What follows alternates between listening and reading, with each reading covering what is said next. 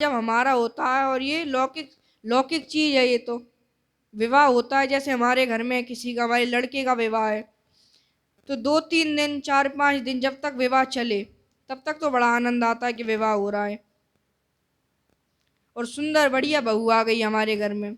और जब वही बहू कलेश करने लगती है तब लगता है कि क्या हो गया, विवाह करके क्या किया हमने, ये अपने हाथों पे कुल्हाड़ी मार ली।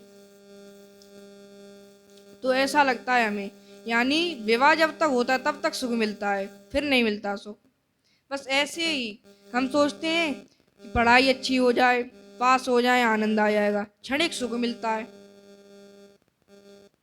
तो पास होने पर भी जब कोई पास हो जाए अच्छे नंबरों से तो उसे आनंद तो आता है कि मैं अच्छे नंबर से पास हो गया, और फिर जैसे अपनी दूसरी क्लास में जाता है पढ़ने तब तक सब भूल जाता है, पर याद तो रहता है उसे कि मैंने इतने परसेंट अपना इतनी मेरी परसेंटेज बनी, मतलब इतने प्रतिशत में अपना कार्य करके आया, उसे याद रहता है।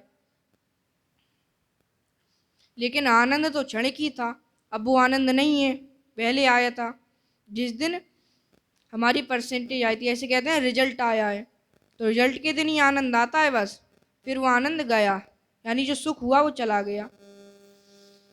ऐसे हमने सोचा कि हमारे नाती हो जाए, उसका विवाह हो जाए तो आनंद आ जाए, उसके संतान हो जाए तो आनंद आ जाए, बस इसी में लगे रहते हैं हम लोग, भजन करते नहीं है भगवान का। और फिर भगवान सोचते हैं कि इसने भजन तो किया नहीं है,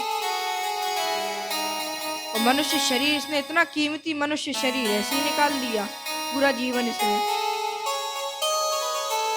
लेकिन फिर भी भगवान दया करके हमें दोबारा शरीर देते हैं कि अब की बार ये भजन करेगा, इस बार नहीं कि ठीक है, अब की बार भजन करेगा। पर हम मानते ही नहीं है, इस जन्म में नहीं किया, अगले जन्म में भी नहीं किया भजन। जैसे कई लोग मैंने ऐसे सुने हैं, भजन नहीं करते हैं, बस थोड़ा थोड़ा ऐसी माला फेर लेते हैं कभी कभी, जब सोचते हैं कि हाँ भजन कर लेना चाहिए थोड़ी थोड़ी माला फेर लेते हैं। और उन लोगों से अगर पूछा जाए कि भाई तुम भजन क्यों नहीं करते हो, तो उनका क्या जवाब होता है, इस जन्म में नहीं, बा जन्म कर लेंगे, इस जन्म में नहीं कर पाए बहन उस जन्म में कर लेंगे, क्या दिक्कत है, जन्म तो मिल ही जाएगा हमें, भगवान का नाम जप रहे हैं, थोड़ा थोड़ा नाम जप रहे हैं। तो बात तो सत्य है, नाम जप रहे हैं, दोबारा संसार में जन्म मिल जाएगा। लेकिन भजन तो ऐसे करना चाहिए जैसे आजकल के समय पर प्रत्येक घर में रोज कोई ना कोई व्यक्ति एक ना एक माला तो फेरता ही है, तो ऐसे ही हमें भी अपने घर में माला जरूर फेरनी चाहिए गुरु मंत्र के द्वारा। और जिसके पास गुरु मंत्र ना हो वो राम राम जपे, सीताराम जपे, जो उसके मन में भावे वो जपे। जिसके पास गुरु मंत्र ना हो वो, ये शंकर जी थे तो महामंत्र जो जपत महेशु, शंकर जी जो जपते थे उसे मंत्र नहीं कहा, महामंत्र कहा। तो ऐसे उनके कौन से गुरु जी बन गए जिन्होंने उन्हें महामंत्र दे दिया। शंकर जी कोई गुरु नहीं थे, लेकिन वो जपते थे क्या, राम नाम, वही महामंत्र बन गया। तो फल बराबर ही है, हम गुरु जी बनाए उनसे मंत्र ले, फिर उस नाम को जपें हम, तो हमको प्रभाव मिल जाएगा उसका। ऐसे ही हम राम नाम को जपें तो उसका भी हमें कभी ना कभी फल मिल ही जाएगा। तो माला जपना जरूर चाहिए हमें।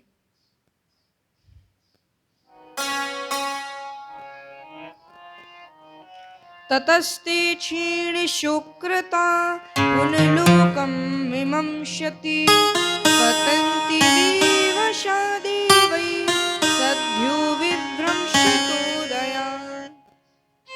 हाँ, इस जीव ने अपने पूरे जीवन में भजन नहीं किया, तो क्या सोचता है कि भजन नहीं कर पाए, कोई बात नहीं, हम पुण्य कमाएंगे, औरों की सेवा करेंगे, संतों की सेवा करेंगे, पुण्य कमाएंगे, फिर स्वर्ग मांग लेंगे, फिर हम स्वर्ग में रहेंगे। तो पहले तो ऐसा लगता है कि स्वर्ग इतना अच्छा होगा, ऐसे देवी देवता रहते हैं वहां पर, 4 दिन बाद वापस आ जाते हैं पुण्य खत्म करके। अगर हमने अपने इस जन्म में पुण्य बचा के रखे और भगवान से दोबारा जन्म मांग लिया, तो ये पुण्य हमारे, जैसे कहते हैं ना, प्रारब्ध का खेल है। प्रारब्ध यानी पिछले जन्म के किए हुए पुण्य, वो इस जन्म में काम देंगे, तो ऐसे बचा के रखने चाहिए। लेकिन हमने मांग लिया क्या कि हमें स्वर्ग मिल जाए, स्वर्ग में पहुंच गए, 4 दिन बाद देवता वहाँ से धक्का दे देते हैं हमको। फिर जब हमारे पास कोई पुण्य ही नहीं है तो बड़े भाग्य मानुष तन पावा। मनुष्य शरीर तो हमें बड़े भाग्यों से मिलता है। जब पुण्य ही नहीं रहेगा तो मिलेगा मनुष्य शरीर हमें? फिर कुत्ता सुअर यही बन जाते हैं जब पुण्य नहीं रहते, तब इन योनियों में जाते हैं।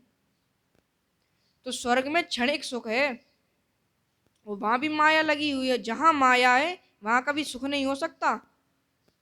ब्रह्मलोक में भी अगर आप चले जाओ ना, कि ब्रह्मलोक ब्रह्मा जी का लोक ऐसा है, सत्य लोक जिसे कहते हैं, सबसे ऊपर, वहां भी अगर आप चले जाओगे तो वहां भी माया है तो सुख नहीं मिलेगा आपको। फिर वैकुंठ में चले जाओ जहाँ कोई माया नहीं है, तो वहां तो फिर परमानेंट हो जाते हैं, तो वहां से फिर आने की जरूरत नहीं है। एक बार पहुंच गए फिर सदा वहीं रहते हैं वैकुंठ में। लेकिन अगर यहाँ हम गए तो एक बार चांस मिल जाता है हमको, स्वर्ग से दोबारा हमें जन्म मिल जाएगा संसार में। कब? जब बहुत योनि हम भोग लेंगे जानवरों की, तब कहीं भगवान कृपा करेंगे तो मनुष्य शरीर मिल जाएगा। अन्यथा कल्याण हो गया तो बस कल्याण हो गया, फिर तो दोबारा आ नहीं पाएंगे संसार में। तो मैं तो ये चाहता हूँ कि हम प्रत्येक भारतवासी भगवान से ये कामना करें कि हम लोग ऐसे ही जन्म लेते रहें मरते रहें और हमारा कभी कल्याण ना हो, ना हम स्वर्ग में जाएं। नरक में तो जा ही नहीं सकते, हम लोग भजन कर रहे हैं तो कहीं नहीं आ सकते हम लोग। तो हमें दोबारा जन्म मिलता रहे और दोबारा जन्म लेते लेते हम भगवान का भजन ही करते रहे।